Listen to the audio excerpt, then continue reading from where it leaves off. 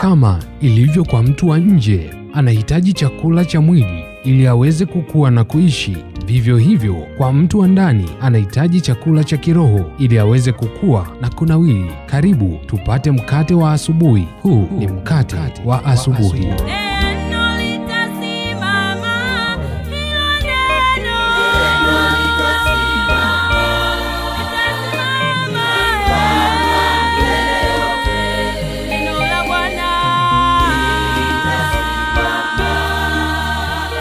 Haleluya, haleluya. Pendwa msikilizaji, ninakusalimu katika jina la Yesu Kristo wa Nazareti aliye hai.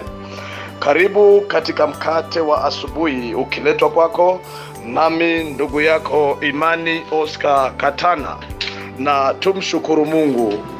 Wewe ni baba yetu, ni Mungu uliye juu, Mungu unayetupenda, Mungu unayetujali, unayetuwazia yaliyo mema. Asante kwa kuwa wewe ni Alfa na Omega, ni wa kwanza na wa mwisho, ni Mungu usiyefananishwa na jambo lolote. Nichagua Bwana katikati ya wengi, ukaliweka neno lako kwangu. Asante kwa neema yako, asante kwa ajili ya neema ambayo ipo kwa ajili ya msikilizaji wangu huyu. Bwana, umemtendea mambo makubwa ambayo hatuwezi kuyaeleza. Hakika neema yako yatutosha, Bwana, neema yako yatutosha, Mungu uliye hai. Utukuzwe, uinuliwe Mfalme. Kwa jina takatifu la Yesu ninaomba nikishukuru, katika jina la Yesu Kristo wa Nazareti, amen.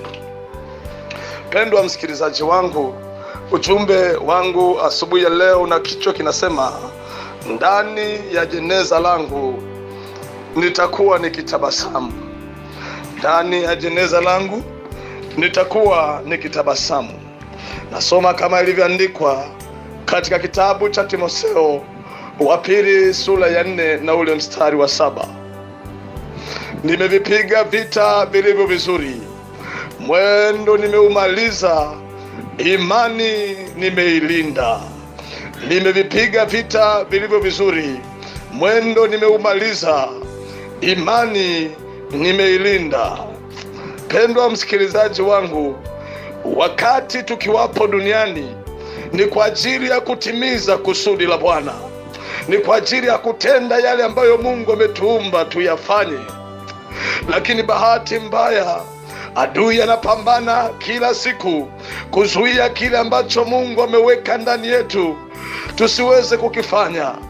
Adui anapambana na maisha yako, anakuchelewesha ili usipate wakati wa kutumika, ili usipate wakati wa kutenda kazi yake aliyekuumba. Nilikuwa nikitafakari, nikasema nitamuomba Mungu aliye juu ya kwamba nisaidie, ya kwamba nitende kazi yake. Siku ninapowekwa kwenye kaburi langu nitakuwa ninatabasamu. Siku napomaliza safari yako, Bwana akachukue kitambaa chake, akafute machozi yangu, akafute machozi yako, akasema, ingia kwangu mwanangu, maana umeitenda kazi yangu. Siku nitakapokufa nitakuwa ninatabasamu. Nitatabasamu kwa sababu nimeamuka asubuhi na mapema, nimekuhubiria neno la Mungu, nimehubiri injili ya Yesu Kristo wa Nazareti masikioni mwako. Lakini wewe umefanya moyo wako kwa mgumu, umeendelea na maisha yako. Nimeamka asubuhi na mapema, nimesema na wewe habari za uzima. Siku nitakapokufa nitakuwa nitatabasamu. Nahubiri na kutoa jasho, nahubiri na kutoka jasho. Ninashuka, asiweko hata wa kunipa maji ya kunywa. Siku nitakapokufa nitakuwa nikitabasamu. Kwenda umbali mrefu kwa gharama, lakini Bwana yuko pamoja, yuko Mungu anayeweza. Nataka nikwambie pendwa msikilizaji, ya kwamba Mungu amekuweka duniani kwa mpango wake kamilifu. Paulo anamwandikia Timotheo, anasema, nimevipiga vita vilivyo vizuri, mwendo nimeumaliza, imani nimeilinda. Pendwa msikilizaji wangu, maisha ulionayo duniani ni wakati wa kuvipiga vita vizuri, ni wakati wa kutembea na Mungu, ni wakati wa kushinda ulimwengu. Dunia na tamaa yake inapita, lakini yeye afanyaye mapenzi ya Mungu anadumu hata milele. Utakuwa mgeni wa nani kwa matendo yako? Utakuwa mgeni wa nani kwa vitimbi vyako? Utakuwa mgeni wa nani? Matendo unayoyafanya yamekuwa chukizo mbele za Mungu. Ndio maana watu wanaogopa kufa, lakini Paulo anasema kufa ni faida. Kufa ni faida na kuishi ni Kristo. Tunapoishi watumishi wa Bwana, na tuifanye kazi yake, tuitende kazi yake. Unapokufa unakuna tabasamu kwamba sikufahamu kuchoka kulihubiri neno la Bwana. Hata sauti ilipokwama nilizungumza neno la Bwana. Hata nilipotoka kuhubiri nimechoka, niliwaombea wenye shida. Hata nilipochoka nilikemea nguvu za giza. Wakati mwingine mbavu ziliuma. Siku nitakapokufa nitatabasamu kwamba kila nilionana naye nilimwonyesha ya kwamba ni mtumishi wa Mungu aliye hai.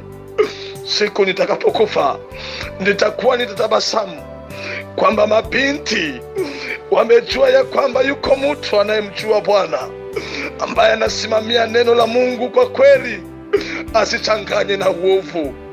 Siku utakapokufa mpendwa, utakuwa unatabasamu kwa ajili ya jambo gani? Maisha yako yatakuwa na mhubiri Kristo. Maisha yako yatakuwa yakoje? Piga vita vizuri. Naweka duniani ili mhubiri Bwana. Naweka duniani ili uwe chumvi ya dunia. Nimevipiga vita vizuri. Tamani siku namaliza mwendo, seme kama Paulo alivyosema, nimevipiga vita vilivyo vizuri, mwendo nimeumaliza, imani nimeilinda. Pendwa msikilizaji wangu, ni wakati wako wa kujitazama na kujiangalia. Maisha yako yakoje mbele za Mungu? Mungu anachukia uovu. Mungu anachukia dhambi. Mungu hapendezwi na mambo mabaya unayoyafanya.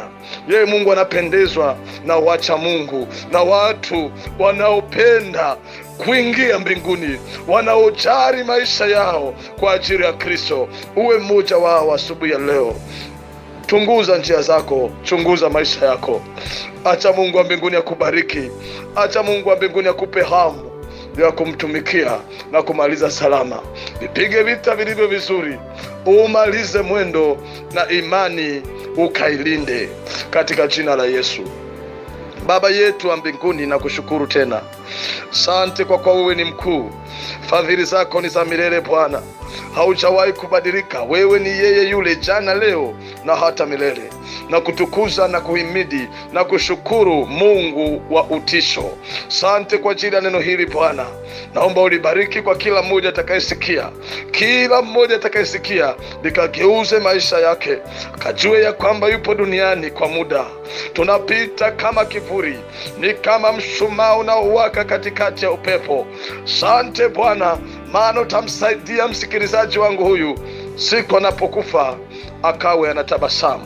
Katika jina la Yesu Kristo wa Nazareti, acha nguvu zako Bwana zikamfunike, na uweza wako Bwana ukampate kumtetea na kumlinda. Naomba haya nikiamini katika jina la Yesu Kristo wa Nazareti aliye hai. Amen. Mpendwa msikilizaji wangu, kiona jambo lolote unataka kushirikishana na mimi, au unayo maombi yoyote unataka tuombe pamoja, basi unaweza kuwasiliana na mimi 0752 35 21 16 0752 35 21 16. Lakini pia unaweza kuangalia mahubiri ya kwangu katika ukurasa wetu wa Facebook wa Evangelisti Imani Oscar Katana, mahubiri ambayo tunayahubiri live kutoka mahali mbalimbali tunapohubiri Injili. Unaweza ukaangalia mahubiri hayo live na ukajifunza mambo mengi. Mungu wa mbinguni akubariki. Mungu wa mbinguni akutetee siku ya leo, maana Mungu wetu ni moto ulao.